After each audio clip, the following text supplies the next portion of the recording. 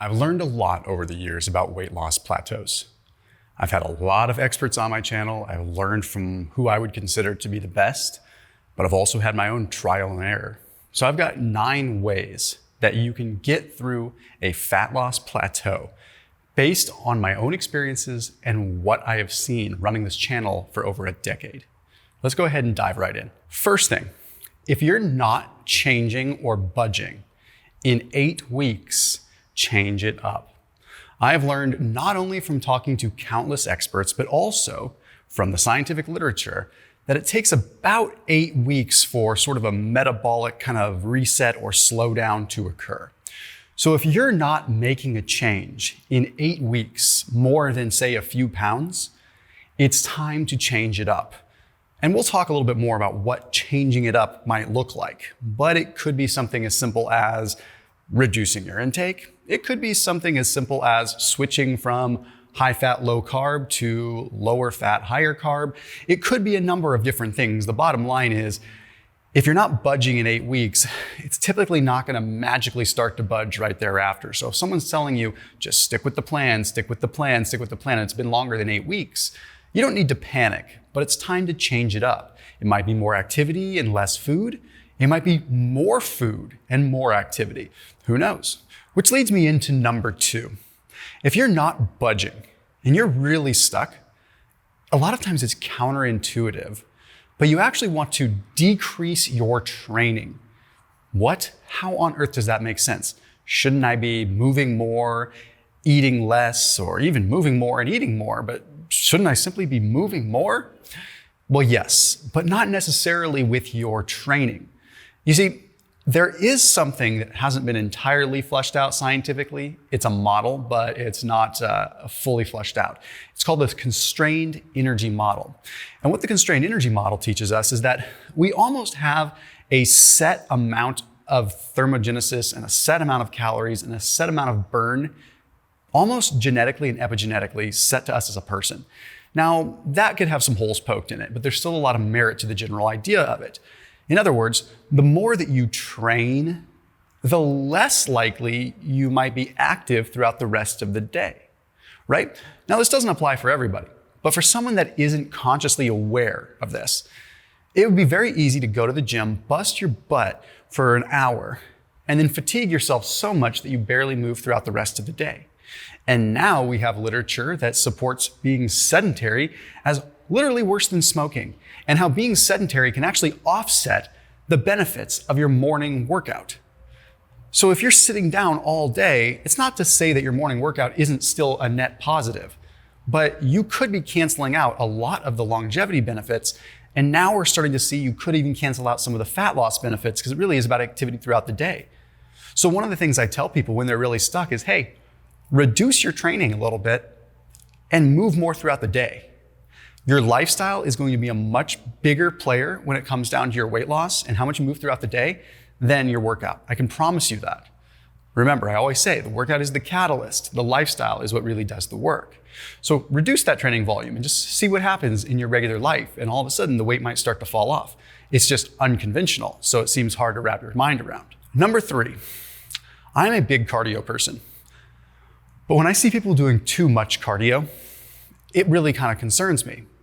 And this is a little bit cheeky and a little bit generic, but decrease the cardio and increase the weights. I'm not telling you to decrease the cardio and do nothing else. I'm telling you to swap them out. And calorie for calorie, yeah, you're gonna burn less. Like the cardio is gonna burn more calories, and it's probably gonna burn more fat. But the resistance training is going to give you a new lease on life.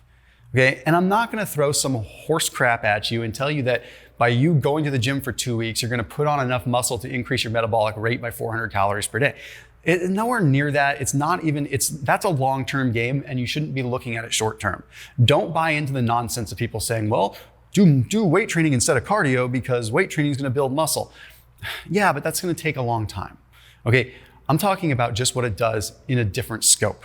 By resistance training, you have a more like metabolic drive that's occurring.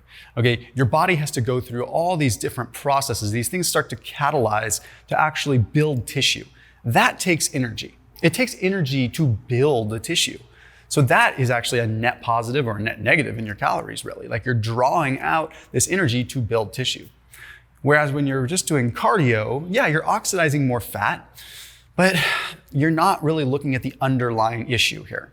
So do your cardio. But if you're someone that maybe does 5 days a week of cardio and 2 days a week of resistance training, try cutting down to like 3 days a week of cardio and maybe 4 days a week of resistance training with some overlap.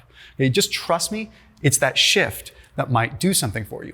And then again, back to point number 1, shift it up every 8 weeks or so. Number 4, address pain, even if you don't realize that you have that much pain. That is probably the biggest one for people over 40.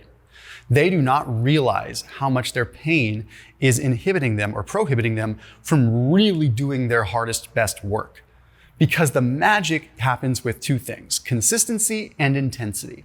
You don't need to be throttling yourself with volume, like crazy hard, long workouts, but you do need to have adequate intensity. And one thing that I personally notice is that when I'm in some pain, like my joints hurt, things like that, I don't push it nearly as hard as I need to, even in those micro little moments that matter. Those millimeters of movement, those little bits of intensity, that's what matters. That's what makes the difference between you and someone that's not having success, right? It's the ability to push the intensity, but if you have a lot of pain, it makes it hard. So managing that in a way.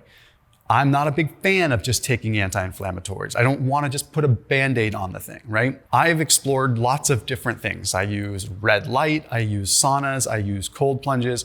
I've used this thing called the Kineon Move Plus. Maybe you've seen their ads. Their ads are kind of funny, but the thing really works. I was skeptical at first. It uses 660 and 805 nanometer wavelength lasers. So it's using red light lasers. So the problem with most red light is great in general. I love red light. But it doesn't penetrate deep into the sort of the synovial, like the area of the joint that you really need to get into. Using laser technology, the Kineon Move Plus, you can strap it around like a joint, and then the laser gets into the joint, penetrating deep into the joint, the red light in a laser fashion in that 660 nanometer wavelength that really has a powerful anti-inflammatory effect. So I have 6 ruptured discs in my back, old injuries from rugby and just all kinds of stuff. I was blown away at how quickly I saw a positive impact when I put this thing on my back. Now, it's not just for the back. Like, you can put it on your elbow, you put it on your shoulder, put it on your knee, and it's pretty darn immediate. Like, it's pretty powerful in terms of what you feel in the way of pain relief. I put a link down below. I'm friends with Forrest, who's the creator of this. That is a link using code TDL15 for 15% off their Move Plus. Again, it's something that is worth a shot because you don't realize how poor your sleep is. You don't realize how much your intensity drops in the gym. You don't realize how much you self-medicate with food, all because of little bits of pain in the joints. And let's be real, like if you have been overweight, you've got stress on your joints. And if you have pushed your body, you have stress on your joints. So for muscle building, for weight loss, all this stuff, it matters to take care of that. So that link is down below in the top line of the description underneath this video. This next one is one that I've talked about a lot, but not quite in this context. It's called G-Flux. So it's where you eat more and move more. But I have a specific model for you to follow with this. If you're stuck at a certain weight, what I would encourage that you do is increase your caloric intake by 100 calories. But then I want you to increase your movement throughout the day by 100 calories. Okay, so get a tracker watch of some kind. It can be a cheap Fitbit that you can get for 30 bucks. Like, I don't care. Get something that you can track, right? And it may or may not be super accurate. But what I want you to do is while you're just walking around at the park with the kids or the grocery store, things like that, I want you to log an activity as though you're walking. So just click on going for a walk, right? Let that track.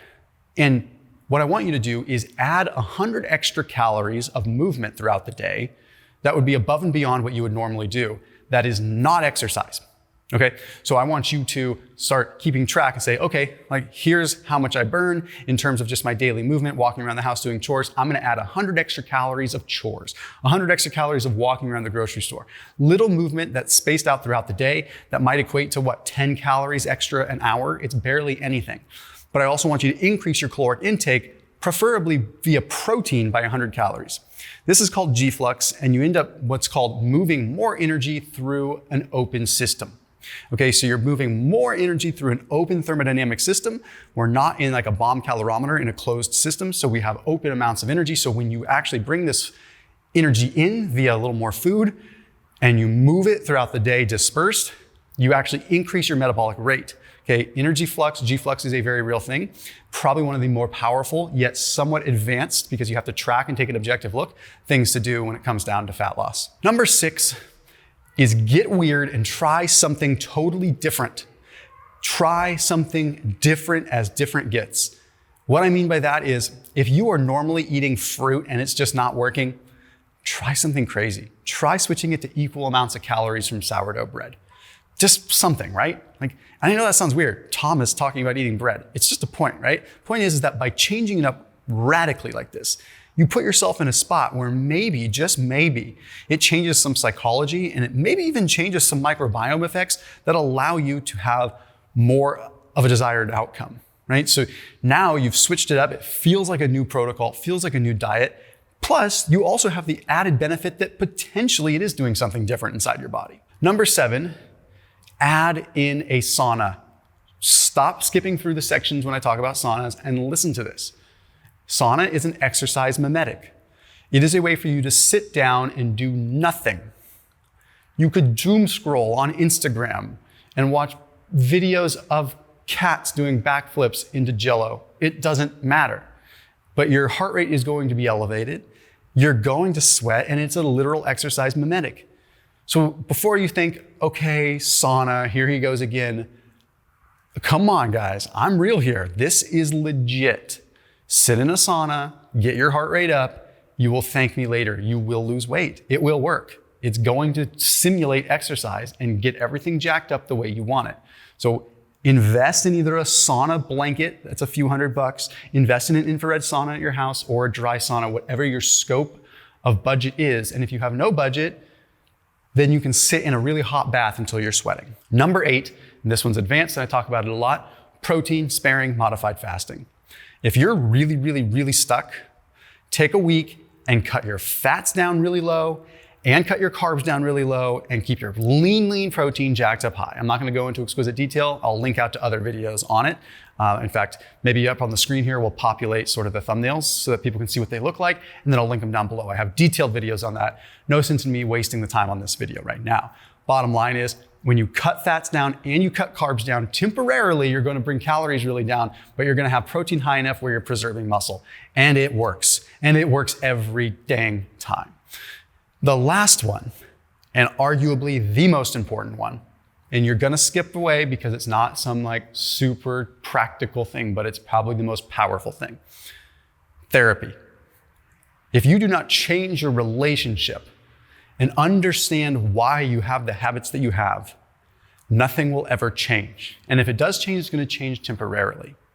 Fixing your mind and understanding and being aware and having an elevated state of awareness of the food and your choices and your ability to self-medicate and your need to self-medicate is going to be the most powerful thing.